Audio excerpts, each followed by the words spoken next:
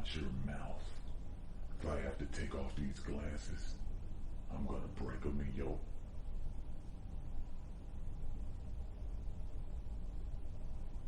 In scene and cut. Wonderful, Johnny. Wonderful.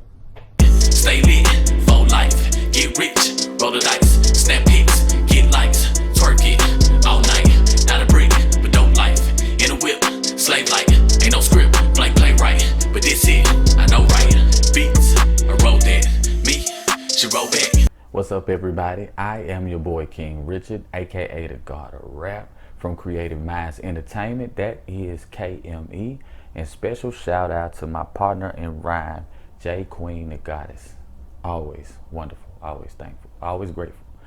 Today we are here with another book summary / review of American Oligarch by Franklin Horton. This is a very, very, very good book. It falls under the literature and fiction genre, a very popular genre in the audiobook section. Probably top 2. A lot of people love these type of books. I find myself liking these books more and more the more I read them. So if you're into those literature and fiction type books, this one's right up your alley. Give you a little background on the author. The author has a rich, rich history of knowledge and experience, and he's shown it in his writing. I mean, this guy has lived some kind of life. If you read his bio, you know exactly what I'm talking about. This guy really has lived one of those lives. He probably should write about his life. Shout out to the author, Franklin Horton. You probably should write a book on your own life because you've lived an interesting one. He specializes in science fiction and fantasy, respectively. And I do love some good action. I really love science fiction. Science fiction is dope. Key takeaway number 3 for me is these books operate like a TV series. In a way, they give me that old masculine manly vibe. You know what I'm talking about? That 80s, that 90s, that 70s, that early 2000s masculine man vibe. You know what I'm saying? That we miss so much in this pansy world. Think Seagal, Snipes, Schwarzenegger, Stallone, Connery, Jet Li, Jackie Chan, Chuck Norris. So that's the one thing that I really love about this particular book, especially this Mad Mix series, right? Conor McGuire is a bad, but anyway, that's my key takeaway number 3. Key takeaway number 2 is the spectacular details that the author penned about the landscape and the military / government stuff. I thought that they did a wonderful, amazing job of really detailing that stuff that, you know what I'm saying, that behind the scenes stuff that go on in the government, you know, that conspiracy stuff. You know what I'm saying? A little bit of that, I really enjoyed that in there. It made me feel like I was really part of the action, right? Feel like I was really watching a movie, especially one of them classic action movies, right? That's what I loved about this. The details in the landscape really make you feel like you can see the foliage, you can see the leaves, you can smell the air, you can smell the cigarette smoke. I mean, he really went there with the details, right? So that's one thing that I really, really liked about that. The details, it's all in the details. And I think the author did a great job of bringing those details to life for the reader, all right?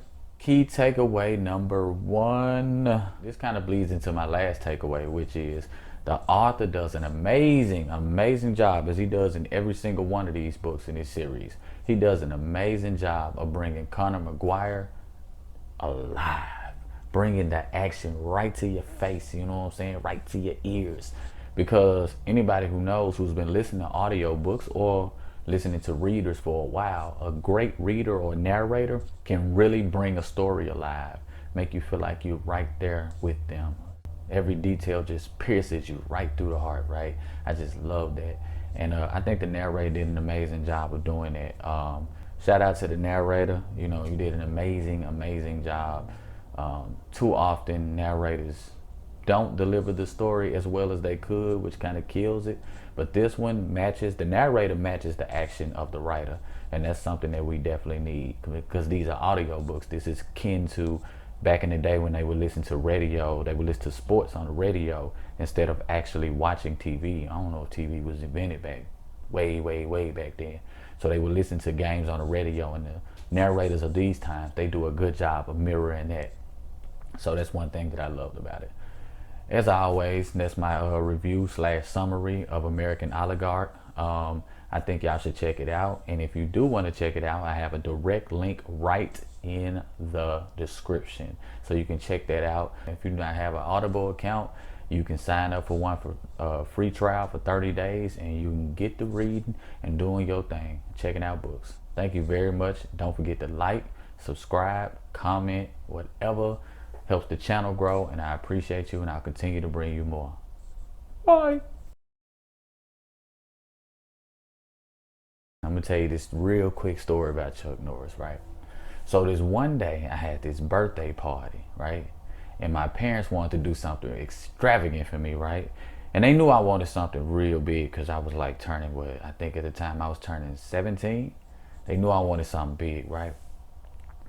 So we went on a trip to Disney World. I couldn't believe we were going to Disney World, knowing we broke as a mug, right? So we go to Disney World, right? It just so, we having a wonderful time, but it just so happened that there were no celebrities there that day, right? Usually there are celebrities there. Anybody who's been to Disney World, no, you're likely to see a celebrity, right? So there were no celebrities there that day. And it just so happened to be the day fights broke out and a plane crashed into Disney World. I know y'all never heard this story before.